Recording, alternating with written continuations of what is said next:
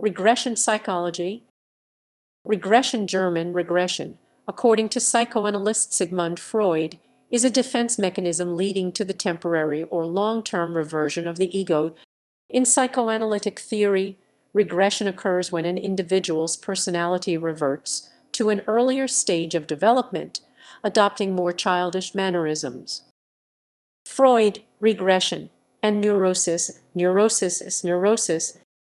Freud saw inhibited development, fixation, and regression as centrally formative elements in the creation of a neurosis.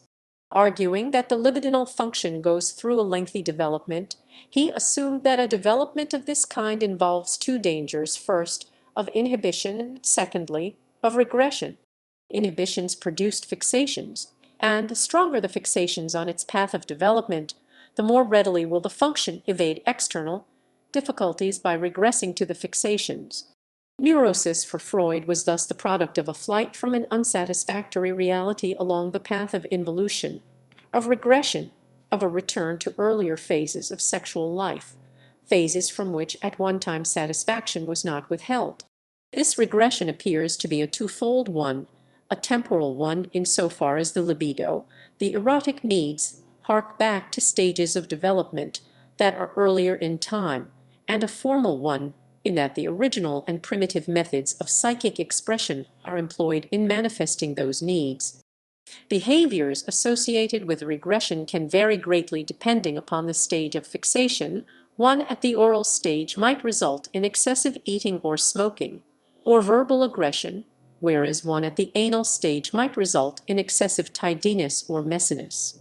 Freud recognized that it is possible for several fixations to be left behind in the course of development, and each of these may allow an eruption of the libido that has been pushed off, beginning, perhaps, with the later acquired fixations, and going on, as the lifestyle develops, to the original ones in the service of the ego. Ernst Christ supplements Freud's general formulations with a specific notion of regression in the service of the ego. The specific means whereby preconscious and unconscious material appear in the creator's consciousness. Christ thus opened the way for ego psychology to take a more positive view of regression. Carl Jung had earlier argued that the patient's regressive tendency. Christ, however, was concerned rather to differentiate the way that inspiration, in which the ego controls the primary process and puts it into its service, needs to be contrasted with the opposite condition, in which the ego is overwhelmed by the primary process. Nevertheless, his view of regression in the service of the ego could be readily extended into a quasi-romantic image of the creative process, in which it is only in the fiery storm of a profound regression, in the course of which the personality undergoes both dissolution of structure and reorganization, that the genius becomes capable of wresting himself from the traditional pattern that he had been. From there, it was perhaps only a small step to the 1960s valorization of regression as a positive good in itself. In this particular type of journey, the direction we have to take is back and in. They will say we are regressed and withdrawn and out of contact with them.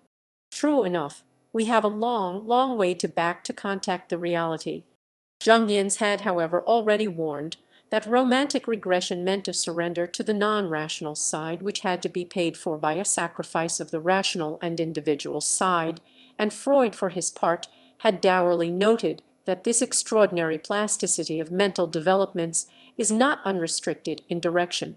It may be described as a special capacity for involution. Later views. And Freud 1936 ranked regression first in her enumeration of the defense mechanisms, and similarly suggested that people act out behaviors from the stage of psychosexual development in which they are fixated. For example, an individual fixated at an earlier developmental stage might cry or sulk upon hearing unpleasant news.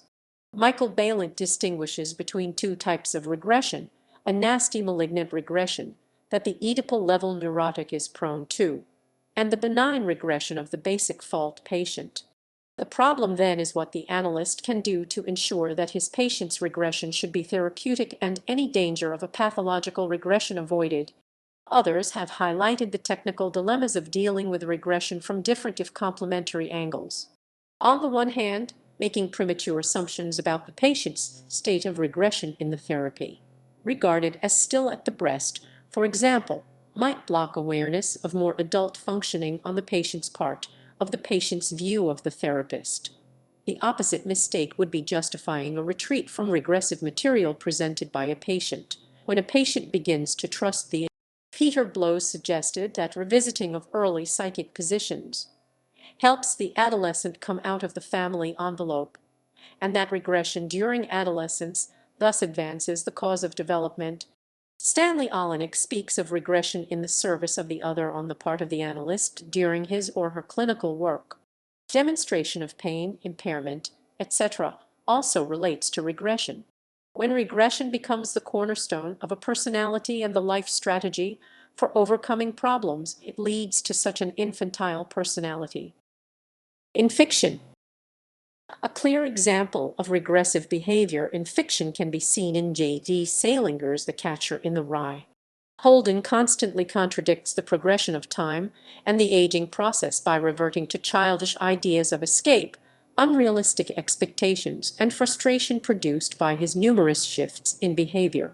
His tendencies to reject responsibility and society as a whole because he doesn't fit in also pushes him to prolonged use of reaction formation, unnecessary generalizations, and compulsive lying.